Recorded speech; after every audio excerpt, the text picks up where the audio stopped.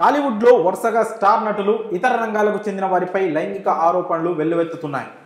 Pan India లెవెల్లో star కొరియోగ్రాఫర్గా పేరు తెచ్చుకున్నారు జానీ మాస్టర్. ఇటీవల ఆయన వద్ద అసిస్టెంట్ కొరియోగ్రాఫర్గా పనిచేసిన యువతి జానీ మాస్టర్పై లైంగిక అత్యాచార ఆరోపణలు చేసింది.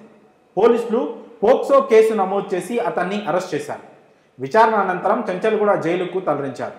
కానీ జానీ మాస్టర్కు 5 రోజుల మధ్యంతర బెయిల్ మంజూరు చేయాలని కోరుతూ కోర్టులో పిటిషన్ దాఖలు చేశారు ఆయన తరపు న్యాయవాది. ఈ నేపథ్యంలోనే జానీ మాస్టర్కి కాస్త ఊరట లభించింది. పూర్తి వివరాల్లోకి వెళ్తే, లైంగిక వేధింపుల కేసులో ప్రస్తుతం చెంచల్గూడ జైల్లో ఉన్న జానీ మాస్టర్కి ఊరట లభించింది. ఢిల్లీలో నేషనల్ అవార్డు అందుకోవాల్సిందని, అందుకు 5 రోజులు మధ్యంతర బెయిల్ మంజూరు చేయాల్సిందని కోర్టును కోరారు.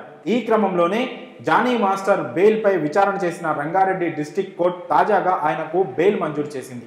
ఈ నెల 6 నుంచి 10వ తేదీ వరకు జానీ మాస్టర్కు బెయిల్ మంజూరు చేసింది రంగారెడ్డి జిల్లా కోర్టు. కాగా తమిళ్లో ధనుష్ హీరోగా తెరకెక్కించిన తిరు చిత్రం బళం మూవీలో మేఘం కరుకథ పాటకు ఉత్తమ కొరియోగ్రఫీ అవార్డు ప్రకటించారు.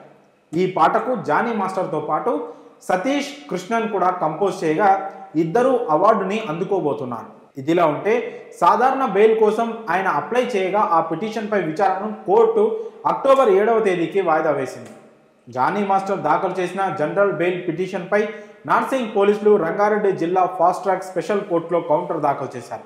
ఆయనకు బెయిల్ ఇస్తే సాక్షులను ప్రభావితం చేసే అవకాశం ఉందని తెలిపారు.